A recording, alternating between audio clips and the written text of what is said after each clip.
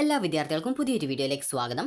ഈ വർഷത്തെ +2 public examination result May 2 വീക്കോടെ പ്രസിദ്ധീകരിച്ചേക്കും. അപ്പോൾ പല വിദ്യാർത്ഥികളും ചോദിക്കുന്ന കാര്യമാണ് D+ ഗ്രേഡ് ലഭിച്ചു കഴിഞ്ഞാൽ ആ ഒരു വിഷയം ജയിക്കുമോ ഇല്ലെങ്കിൽ തോൽക്കുമോ എന്നുള്ളതും, അതുപോലെ A+ ലഭിക്കാനായിട്ട് എത്ര മാർക്ക് നേടണം എന്നുള്ളതും, അതുപോലെ +2 സേ പരീക്ഷയെക്കുറിച്ചും സേ പരീക്ഷയ്ക്ക് എപ്പോഴാണ് അപേക്ഷിക്കേണ്ടത് എന്നുള്ള കാര്യവും വിദ്യാർത്ഥികൾ ചോദിക്കുന്ന ഒരു പ്രധാനപ്പെട്ട സംശയമാണ്. അതുപോലെ ഡിഗ്രി അഡ്മിഷന് എത്ര മാർക്ക് നേടണം എന്നുള്ളതും, അതായത് എത്ര മാർക്ക് ഉണ്ടെങ്കിലാണ് ഡിഗ്രി അഡ്മിഷന് അലോട്ട്മെൻറ്റ് കിട്ടുക എന്നുള്ളതും വിദ്യാർത്ഥികൾ ചോദിക്കുന്ന സംശയമാണ്. അപ്പോൾ നമുക്ക് ആദ്യം തന്നെ D+ ഗ്രേഡ് ലഭിച്ചാൽ വിദ്യാർത്ഥി തോക്കുമോ ജയിക്കുമോ എന്നുള്ള കാര്യം നോക്കാം. അതിനു മുമ്പായിട്ട് നമുക്ക് ഈ ഒരു A+ ഗ്രേഡ് കിട്ടാനായിട്ട് എത്ര മാർക്ക് വേണം എന്നുള്ളത് നോക്കാം. A+ ലഭിക്കാനായിട്ട് 180 മുതൽ 200 വരെ mark, TE mark, PE mark, CE mark total കൂട്ടുന്ന സമയത്ത് ഒരു വിഷയത്തിന് 150 മുതൽ 200 വരെ കിട്ടുകയാണെങ്കിൽ A+ഉം, 160 മുതൽ 179 വരെ കിട്ടുകയാണെങ്കിൽ A ഗ്രേഡും, അതുപോലെ 140 മുതൽ 159 വരെ കിട്ടുകയാണെങ്കിൽ B+ ഗ്രേഡും, അതുപോലെ തന്നെ അതായത് 140 മുതൽ 159 വരെ കിട്ടുകയാണെങ്കിലാണ് B+, 120 മുതൽ 139 വരെ കിട്ടുകയാണെങ്കിൽ B ഗ്രേഡുമാണ് കിട്ടുക. ഇനി നമുക്ക് നേരത്തെ പറഞ്ഞ ആ ഒരു കാര്യത്തിലേക്ക് വരാം. D+ കിട്ടിക്കഴിഞ്ഞാൽ ആ ഒരു സബ്ജക്റ്റ് തോൽക്കുമോ എന്നുള്ളത് വിദ്യാർത്ഥികൾ ചോദിക്കുന്ന ഒരു പ്രധാനപ്പെട്ട ഒരു സംശയമാണ്. അപ്പോൾ നിങ്ങൾക്ക് അറിയാം, ഒരു സബ്ജക്റ്റ് ജയിക്കണമെങ്കിൽ 60 മാർക്കിൻ്റെ വിഷയമാണെങ്കിൽ ഒരു വർഷം 18 മാർക്കും, അതുപോലെ തന്നെ 2 വർഷത്തെ കൂട്ടുന്ന സമയത്ത് 36 മാർക്കുമാണ് വേണ്ടത്. അതുപോലെ 80 മാർക്കിൻ്റെ വിഷയത്തിലാണെങ്കിൽ ആദ്യ വർഷം 24ഉം രണ്ടാം വർഷം 48 മാർക്കും ആണ് വാങ്ങിക്കേണ്ടത്. ഈ ഒരു 36ഉം 48ഉം നിങ്ങൾ ഈ ഒരു സെപ്പറേറ്റ് ആയിട്ട് 18 24 വെച്ച് വാങ്ങിക്കണം എന്നുള്ള നിർബന്ധമല്ല. 2 വർഷത്തെയും കൂട്ടുന്ന സമയത്ത് 36 അല്ലെങ്കിൽ 48 ലഭിക്കണം എന്നുള്ളത് മാത്രമാണ് ജസ്റ്റ് ജയിക്കാനായിട്ടുള്ള നിബന്ധനയായിട്ട് പറഞ്ഞിട്ടുള്ളത്. അപ്പോൾ ഇനി നമുക്ക് നേരത്തെ പറഞ്ഞിട്ടുള്ള ആ ഒരു കാര്യത്തിലേക്ക് വരാം. അതായത് നിങ്ങൾക്ക് C+ ഗ്രേഡ് മുതലാണ് നിങ്ങൾക്ക് ഈ ഒരു ജയിക്കുമോ ഇല്ലയോ എന്നുള്ള കാര്യം ഒരു അനിശ്ചിതമായിട്ട് നിൽക്കുന്ന ഒരു കാര്യം. അതായത് നിങ്ങൾക്ക് ഇപ്പോൾ C+ കിട്ടിക്കഴിഞ്ഞാൽ തോൽക്കാനുള്ള സാധ്യതയുണ്ട്. അതെന്തുകൊണ്ടാണ് എന്നുള്ള കാര്യം നമുക്ക് നോക്കാം. അപ്പോൾ ഈ ഒരു C+ ഗ്രേഡ് ലഭിച്ചാലും ഒരു വിദ്യാർത്ഥി തോൽക്കും, അല്ലെങ്കിൽ C കിട്ടിയാലും തോൽക്കും, D+ കിട്ടിക്കഴിഞ്ഞാലും തോൽക്കും. എന്തുകൊണ്ടാണ് അത് എന്നുള്ള കാര്യം നമുക്ക് നോക്കാം. കാരണം പല വിദ്യാർത്ഥികളും കഴിഞ്ഞ വർഷം റിസൾട്ട് വന്നപ്പോൾ സർട്ടിഫിക്കറ്റിൽ D+ ഗ്രേഡാണ് കിട്ടിയിട്ടുള്ളത്, അല്ലെങ്കിൽ C ഗ്രേഡാണ് കിട്ടിയിട്ടുള്ളത്, അല്ലെങ്കിൽ C+ ആണ് കിട്ടിയിട്ടുള്ളത്. പക്ഷെങ്കിൽ ആ ഒരു റിസൾട്ടിൽ ബാക്കി എല്ലാ സബ്ജക്റ്റും പാസ്സായിട്ടും ആ ഒരു സർട്ടിഫിക്കറ്റിൽ ഫെയിൽഡ് എന്ന് പറഞ്ഞുകൊണ്ടാണ് കാണിച്ചിട്ടുള്ളത്. അതായത് not eligible for higher studies എന്ന് പറഞ്ഞുകൊണ്ടാണ് കാണിച്ചിട്ടുള്ളത്. അതെന്തുകൊണ്ടാണെന്നുള്ളത് പല വിദ്യാർത്ഥികളും ചോദിക്കുന്ന കാര്യമാണ്. ഇനി ഈ ഒരു D+ കിട്ടിക്കഴിഞ്ഞാൽ തോൽക്കാനുള്ള സാധ്യതയുണ്ട്. അതെന്തുകൊണ്ടാണെന്ന് പറയാം. നേരത്തെ പറഞ്ഞതുപോലെ തന്നെ TE മാർക്കിൽ, അതായത് എഴുത്ത് പരീക്ഷയിൽ നിങ്ങൾക്ക് മിനിമം 2 വർഷം കൂട്ടുന്ന സമയത്ത് 36, 48 എഴുത്ത് പരീക്ഷയിൽ കിട്ടിയിട്ടില്ല എങ്കിൽ ആ ഒരു സബ്ജക്റ്റ് നിങ്ങൾ തോൽക്കും. ആ ഒരു ഉദാഹരണം നമുക്ക് നോക്കാം.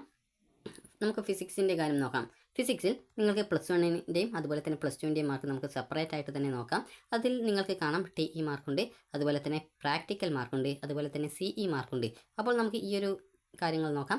ഒരു വിദ്യാർത്ഥിക്ക് +1 ലഭിച്ച TE മാർക്ക് എന്ന് പറയുന്നത്, അതായത് TE മാർക്ക് എന്ന് പറയുന്നത് 10 മാർക്കാണ് +1 കിട്ടിയതെന്ന് കരുതുക. +2 ആണെങ്കിൽ ഒരു 22 മാർക്ക് കിട്ടിയെന്ന് കരുതുക.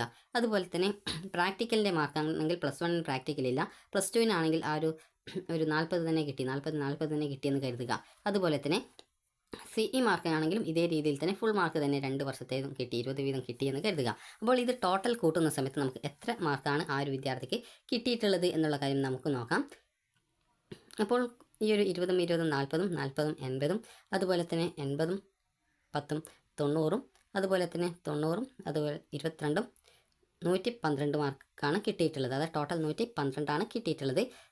അപ്പോൾ ഈ ഒരു 112 ഏത് റേഞ്ചിലാണ് വരിക എന്നുള്ള കാര്യം നമുക്ക് നോക്കാം. അപ്പോൾ 112 വരുന്ന സമയത്ത് നിങ്ങൾക്ക് ഇവിടെ കാണാൻ സാധിക്കും C+ ഗ്രേഡാണ് കിട്ടിയിട്ടുള്ളത്. പക്ഷേ 100 മുതൽ 119 വരെയാണ് C+ ഗ്രേഡ്. അപ്പോൾ ഒരു വിദ്യാർത്ഥിക്ക് C+ ഗ്രേഡ് കിട്ടി. അപ്പോൾ നിങ്ങളുടെ സർട്ടിഫിക്കറ്റിൽ C+ കാണുമ്പോൾ നിങ്ങൾ വിചാരിക്കും ജയിച്ചു എന്നുള്ളത്.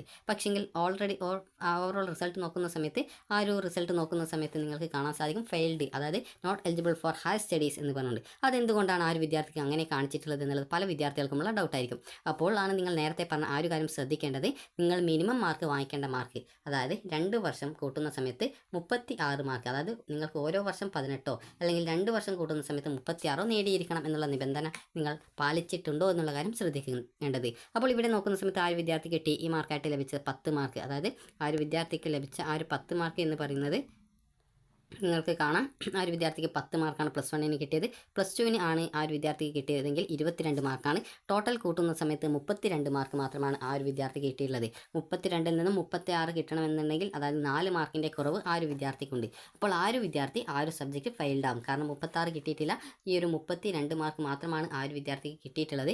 അപ്പോൾ ആ ഒരു വിദ്യാർത്ഥി ആ ഒരു സബ്ജക്റ്റും ഫെയിൽഡ് ആകും. അതുപോലെ തന്നെ ഓവറോൾ നോക്കുന്ന സമയത്ത് +2 ഫെയിൽഡ് ആവുകയും ചെയ്യും. അപ്പോൾ ഇതുകൊണ്ടാണ് വിദ്യാർത്ഥികൾ ചോദിച്ച ആ ഒരു കാര്യത്തിൻ്റെ പ്രശസ്തി എന്ന് പറയുന്നത്. അതായത് 36 കിട്ടിയിട്ടില്ല, പക്ഷേങ്കിൽ D+ അല്ലെങ്കിൽ C C+ കിട്ടിയിട്ടുണ്ട്. അപ്പോൾ അതുകൊണ്ട് തന്നെ നിങ്ങൾ ശ്രദ്ധിക്കേണ്ടത് ഈ ഒരു C+, C, D+ കിട്ടിയതുകൊണ്ട് ആ ഒരു സബ്ജക്റ്റ് ജയിക്കണം എന്നില്ല.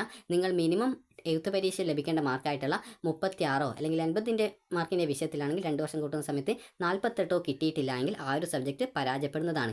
ഇനി വിദ്യാർത്ഥികൾ ചോദിച്ച കാര്യമാണ് ഡിഗ്രി അഡ്മിഷനായിട്ട് നിങ്ങൾക്ക് എത്ര മാർക്ക് ഉണ്ടെങ്കിലാണ് ഡിഗ്രി അഡ്മിഷൻ ലഭിക്കുക എന്നുള്ളത്. നിങ്ങൾക്ക് ഡിഗ്രി അഡ്മിഷൻ നിങ്ങൾക്ക് ലഭിക്കണമെന്നുണ്ടെങ്കിൽ ഏകദേശം 65% മാർക്ക് നിങ്ങൾക്ക് ഉണ്ടെങ്കിലാണ് ഡിഗ്രി അഡ്മിഷനൊക്കെ പെട്ടെന്ന് കിട്ടുക. അതായത് നിങ്ങൾക്കൊരു 80 എബോവ് മുകളിൽ നിങ്ങൾക്ക് മാർക്ക് ഉണ്ടെങ്കിൽ മാത്രമാണ് നിങ്ങൾക്ക് പെട്ടെന്ന് അഡ്മിഷൻ കിട്ടുക.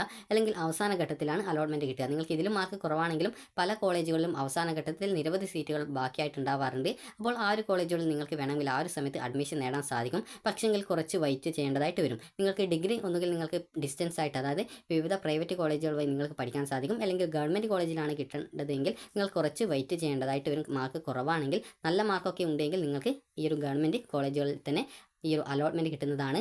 അലോട്ട്മെൻറ്റിനായിട്ട് നിങ്ങൾ ശ്രദ്ധിക്കേണ്ടത് കേരളത്തിലെ വിവിധ യൂണിവേഴ്സിറ്റികൾ അലോട്ട്മെൻറ്റിനായിട്ടുള്ള അപേക്ഷ ജൂൺ മാസത്തോടെ ആരംഭിക്കും. ആ ഒരു സമയത്ത് അവരുടെ വെബ്സൈറ്റിൽ, അത് Kerala university, Kannur university, Calicut university, അതുപോലെ കുസാറ്റി എന്നിങ്ങനെയുള്ള നിരവധി യൂണിവേഴ്സിറ്റികളുണ്ട്. അപ്പോൾ ഈ ഒരു യൂണിവേഴ്സിറ്റികൾ അലോട്ട്മെൻറ്റ് പ്രോസസ്സ് ആരംഭിക്കുന്ന സമയത്ത് നിങ്ങൾ അപേക്ഷിക്കുക. +2 ജയിക്കണം എന്നുള്ളതാണ് നിബന്ധന. ആ ഒരു സമയത്ത് നിങ്ങൾക്ക് ഈ ഒരു അലോട്ട്മെൻറ്റുകൾക്ക് അപേക്ഷിച്ച് അലോട്ട്മെൻറ്റ് ലഭിക്കുമോ എന്നുള്ള കാര്യം പ്രത്യേകം നോക്കാവുന്നതാണ്. അതുപോലെ +2 തോൽക്കുന്ന വിദ്യാർത്ഥികൾക്ക് സേ പരീക്ഷ എഴുതിയ ശേഷം പിന്നീട് ഈ ഒരു യൂണിവേഴ്സിറ്റികൾ അവസാനം നടത്തുന്ന സ്റ്റേ വേക്കൻസി അലോട്ട്മെൻറ്റുകൾ നടത്താറുണ്ട്. അപ്പോൾ ആ ഒരു അലോട്ട്മെൻറ്റുകളിൽ നിങ്ങൾക്ക് പങ്കെടുക്കാൻ സാധിക്കുന്നതാണ്. ഇനി സേ പരീക്ഷയെക്കുറിച്ചുള്ള കാര്യം. സേ പരീക്ഷയ്ക്കുള്ള അപേക്ഷ നിങ്ങളുടെ +2വിൻ്റെ റിസൾട്ട് വന്ന് ഏകദേശം 2 ദിവസത്തിനുള്ളിൽ തന്നെ അപേക്ഷ ആരംഭിക്കും. ആ ഒരു സമയത്ത് നിങ്ങളെ ആ ഒരു അറിയിക്കുന്നതാണ്. എന്നാലും ഇത് മുൻകൂട്ടി നിങ്ങളെ അറിയിക്കുന്നതാണ്. അപ്പോൾ ആ ഒരു സമയത്ത് നിങ്ങൾക്ക് സ്കൂളിൽ പോയിട്ട് ഫോം വാങ്ങി ഫില്ല് ചെയ്ത് നിങ്ങൾക്ക് അപേക്ഷാ ഫീസ് നൽകി അപേക്ഷ നൽകാവുന്നതാണ്. ഒരു വിഷയത്തിന് സേ പരീക്ഷയ്ക്ക് 175 രൂപയും അതുപോലെ 40 രൂപ സർട്ടിഫിക്കറ്റ് ഫീസുമാണ് വരിക. അതുപോലെ തന്നെ നിങ്ങൾ ജയിക്കാതെ എല്ലാവിധ സബ്ജക്റ്റുകളും സേ പരീക്ഷ എഴുതി നിങ്ങൾക്ക് ജയിക്കാൻ സാധിക്കുന്നതാണ്. അതുപോലെ തന്നെ ജയിക്കാതെ വിദ്യാർത്ഥികൾ ഈ ഒരു അവസരം പരമാവധി ഉപയോഗപ്പെടുത്തുക. അതുപോലെ +2 തോൽക്കുകയാണെങ്കിൽ ഏകദേശം 4 വർഷത്തിനുള്ളിൽ തന്നെ +2 കംപ്ലീറ്റ് ചെയ്യേണ്ട നിർബന്ധമാണ്. അതിനുശേഷം നിങ്ങൾ +2 കംപ്ലീറ്റ് ജയിച്ചിട്ടില്ല എങ്കിൽ പിന്നീട് നിങ്ങൾക്ക് ഈ ഒരു ഇക്വലൻസി ടെസ്റ്റുകളായിട്ടുള്ള, അതായത് ഈ ഒരു +2, അതായത് ഈ ഒരു ഇക്വലൻസിൻ്റെ ആയിട്ട് നിങ്ങൾക്ക് പഠിക്കാം. അതായത് NIOS വഴി +2 കംപ്ലീറ്റ് ചെയ്യാൻ സാധിക്കും.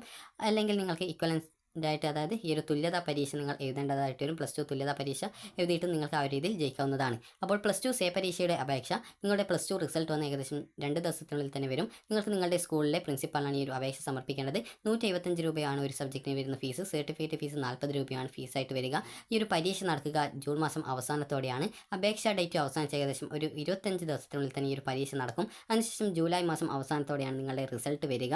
അപ്പോൾ ഇക്കാര്യം വിദ്യാർത്ഥികൾ പ്രത്യേകം ശ്രദ്ധിക്കുക. ഏതെങ്കിലും സബ്ജക്റ്റ് ഫെയിൽഡ് ആയിട്ടുണ്ടെങ്കിൽ ആ ഒരു സമയത്ത് തന്നെ സേ പരീക്ഷ എഴുതിയിട്ട് ജയിക്കാനായിട്ട് ശ്രദ്ധിക്കുക. കാരണം വെറുതെ നിങ്ങളുടെ വർഷങ്ങൾ കളയുകയും അതുപോലെ തന്നെ എഴുതാനുള്ള അവസരം നിങ്ങൾ നഷ്ടപ്പെടുത്താതെയും ഇരിക്കുക.